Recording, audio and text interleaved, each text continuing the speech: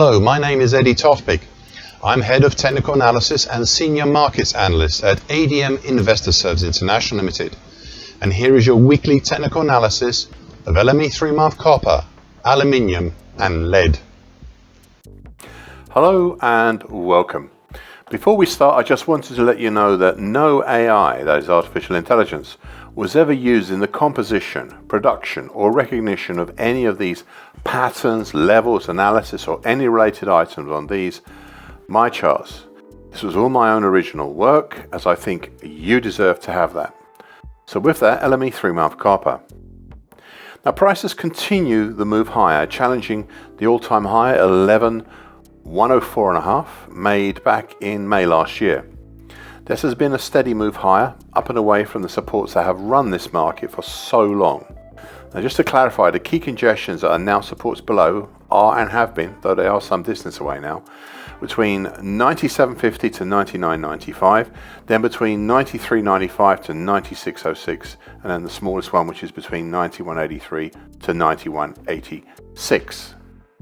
5 weeks ago, prices pierced and stabilized over the bright red shallow bull channel from mid-May to late September, initially coming up against the resistance of the dark blue middle time, which is currently at 10.427, before challenging it, overcoming it and turning it into support. Prices then challenged the next series of resistances made up from some previous all-time highs at 10.745 and 10.847, piercing but not initially closing over the latter 3 weeks ago, which was the March 22 high, and halting intraday at the 11,000 level before coming back to rest for a while on the dark blue middle time, then making a fresh attempt higher.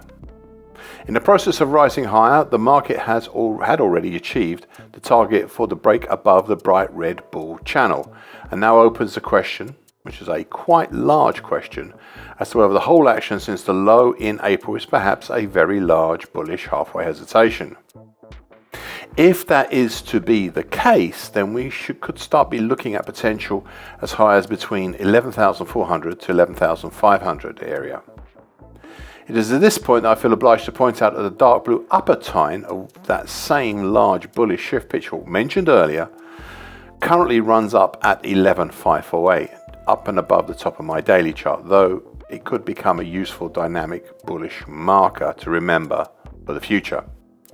However, before all this, we had to once again punch up through and this time stabilize over the two previously mentioned former highs at 10.745 and 10.847, as well as the all-time high made in May at 11.104. That's the last year. Last Friday and again this week we have started to do that process, though the 11.104 all-time high has so far proved to be elusive, capping the market yesterday. This brings me to what may be the current pattern driving the market, though, as always, there is an alternative. I said last week, and I quote, "One final feature, and it is at best an indistinct feature right now.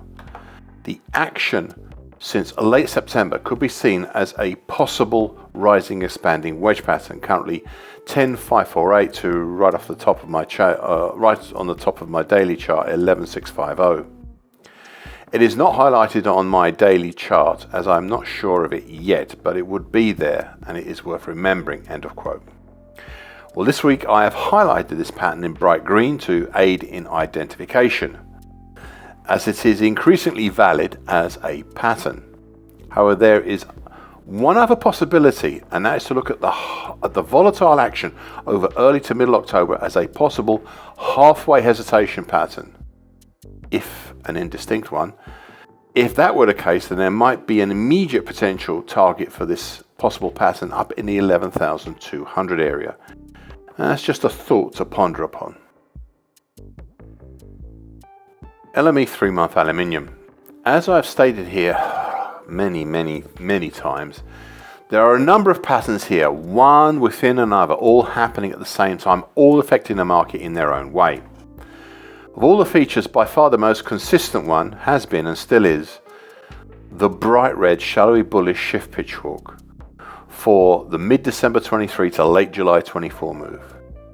During early October, the market has stabilized over the bright red middle time, which is currently at 27.22. And since last week, prices have tried higher, moving up towards the bright red upper time, currently at 30.31. Now, going back a bit, the initial move higher was initiated by a mid-April to mid-August dark blue bull channel. It's currently 28.02 to 30.32, but in which prices pushed down below the dark blue lower bull channel line in late July, and in the process created a small sideways rectangle pattern, with the base of the support being the long moving average zone below on a closing basis, which is currently at 25.94, and what turned out to be a somewhat weak 50% Fibonacci line of the big old 2008 to 2022 move at 26.75 as the top of the rectangle. This topside 50% Fibonacci line gave way under pressure, initially in mid-September and then more fully in early October. Now, upon closer inspection, it was found that the root higher had been with the help of a shallower bull channel, and that's currently 26.59 to 27.63. This lower bull channel was robust enough, but not so much the topside upper bull channel line, and prices instead have followed the dark blue, now broken bull channel higher, is using it as an attractor. The dark blue lower, now broken lower bull channel line higher, using it as an attractor, and in the process forming what looks like a third bull channel, highlighted in bright pink on my daily chart, and that is from mid-September to date, which is currently 27.50 to 28.76. This is the newest, and as I said last week, and I quote, "to me the weakest of all three bull channels," which is saying something considering how the others have given way, end of quote. We have seen late last week and early this week the pink upper bull channel line being tested, and so far it has held, with only one, well, there's one on it, there's one clear close over it, and that clear close above it has been rebuked today. Now finally, in the big picture, the break above the previously mentioned rectangle pattern opened the door, as I said last week, and I quote, to look at the whole action since at least June and possibly since April as a possible bullish halfway hesitation, with potential up to the 28.80 area. I'll watch with interest what happens next, end of quote. Well, we have achieved that potential late last week and this week as well. The question now is, what is next?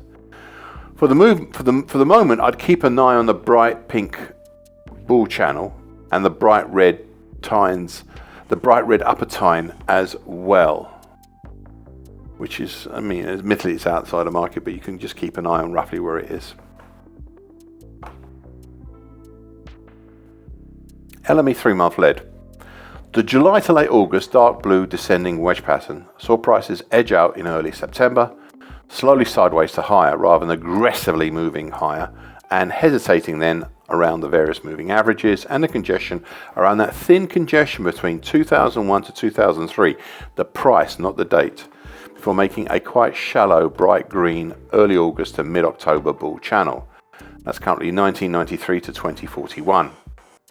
We have gradually followed this shallow bright green bull channel higher as it led us away from what turned out to be an earlier rectangle pattern.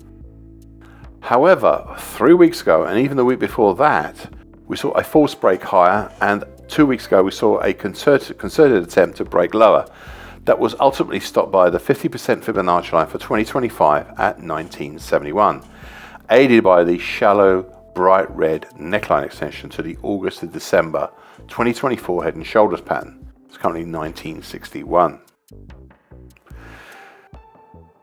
We have since moved back up over the bright green breached lower bull channel line and all over the moving averages. All this action has left us with an opportunity for October to possibly be a monthly key reversal, a quite significant pattern at this stage given the early extended sedentary action. It didn't move very much. Thus, if on Friday the 31st of October we have a close over 1997 or under 1986, then we're beyond. Anything in between, we would have a lesser outside month pattern. Right now, we are looking at a monthly key reversal up, though we still have the rest of this week for the market to make up its mind.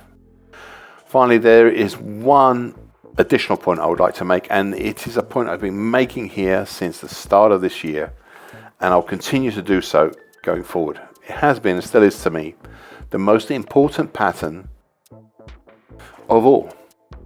So at the end of December last year, we saw that 2024 had created a very large, rare annual key reversal down here in LME 3-month lead. Hence, one should look at all things going forward this year in this metal, in the shadow of the vision of this longer term bearish pattern. Thank you for listening and watching this broadcast. This weekly broadcast gives the essential market patterns and consequences. Please be aware of the risk disclaimer posted both at the front and at the back of this broadcast. The copyright is Eddie Tofpik and ADM Investor Services International Limited. And here comes the final important bit.